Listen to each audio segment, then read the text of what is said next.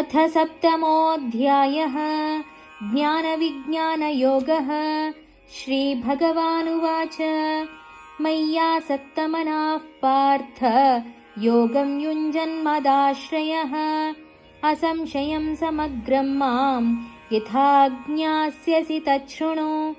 ज्ञानं तेऽहं सविज्ञानम् इदं वक्ष्याम्यशेषतः। यज्ञात्वा नेह भूयोऽन्यत् ज्ञातव्यमवशिष्यते। मनुष्याणां सहस्रेषु कश्चिद्यतति सिद्धये यततामपि सिद्धानां कश्चिन्मां वेत्ति तत्त्वतः। भूमिरापो नलो वायुः खं मनो बुद्धिरेव च अहङ्कार इतीयं मे भिन्ना प्रकृतिरष्टधा। अपरेयमितस्त्वन्यां प्रकृतिं विद्धि मे परां।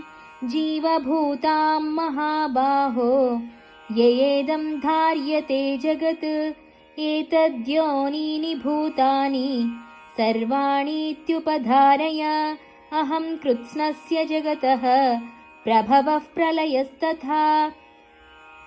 मत्तः परतरं नान्यत् किञ्चिदस्ति धनञ्जय। मयि सर्वमिदं प्रोतं सूत्रे मणिगणा इव। रसोऽहमप्सु कौन्तेय प्रभास्मि शशिसूर्ययोः।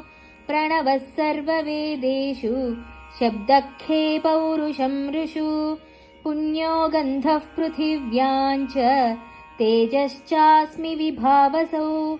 जीवनं सर्वभूतेषु तपश्चास्मि तपस्विषु। बीजं मां सर्वभूतानां विद्धि पार्थ सनातनम्। बुद्धिर्बुद्धिमतामस्मि तेजस्तेजस्विनामहम्। बलं बलवतां चाहं कामरागविवर्जितम्। धर्माविरुद्धो भूतेषु कामोऽस्मि भरतर्षभ।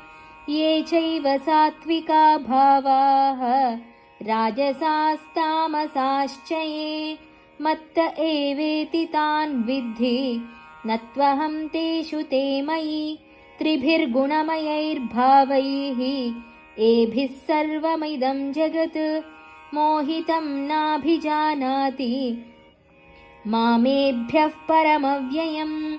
दैवी ह्येषा गुणमयी मम माया दुरत्यया। मामेव ये प्रपद्यन्ते मायामेतां तरन्ति ते।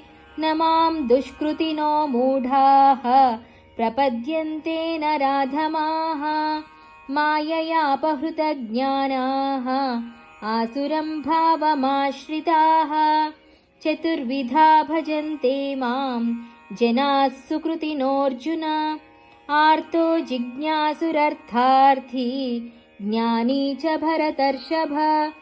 तेषां ज्ञानी नित्ययुक्तः एकभक्तिर्विशिष्यते। प्रियो हि ज्ञानिनोत्यर्थम् अहं स च मम प्रियः। उदाराः सर्व एवैते ज्ञानी त्वात्मैव मे मतम्। आस्थितः स हि युक्तात्मा मामेवानुत्तमां गतिम्। बहूनां जन्मनामन्ते ज्ञानवान् मां प्रपद्यते। वासुदेवः सर्वमिति स महात्मासु दुर्लभः।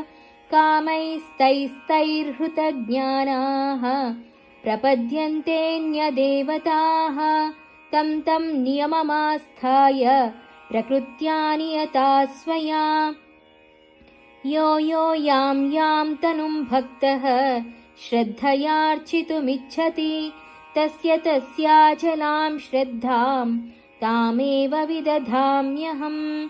सतया श्रद्धया युक्तः तस्याराधनमीहते। लभते च ततः कामान् मयैव विहितान् हितान्। अन्तवत्तु फलं तेषां तद्भवत्यल्पमेधसां। देवान् देवयजो यान्ति मद्भक्ता यान्ति मामपि। अव्यक्तं व्यक्तिमापन्नं मन्यन्ते मामबुद्धयः।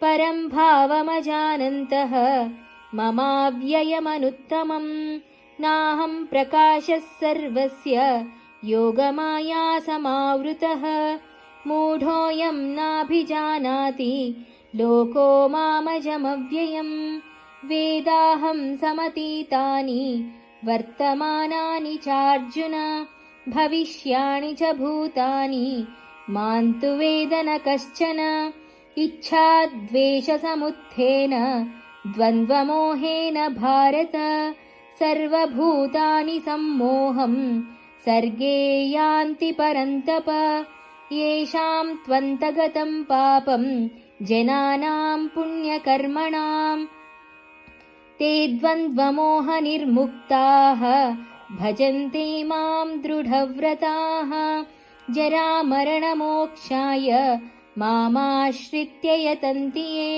ते ब्रह्म तद्विदुः कृत्स्नम् अध्यात्मं कर्म चाखिलम् साधिभूताधिदैवं मां साधियज्ञं च ये विदुः प्रयाणकालेऽपि च मां ते विदुर्युक्तचेतसः ॐ तत्सदिति श्रीमद्भगवद्गीतासु उपनिषत्सु ब्रह्मविद्यायां योगशास्त्रे श्रीकृष्णार्जुनसंवादे ज्ञानविज्ञानयोगो नाम 7मोऽध्यायः सर्वधर्मान् परित्यज्य मामेकं शरणं व्रज अहं त्वा सर्वपापेभ्यः मोक्षयिष्यामि मा शुचः।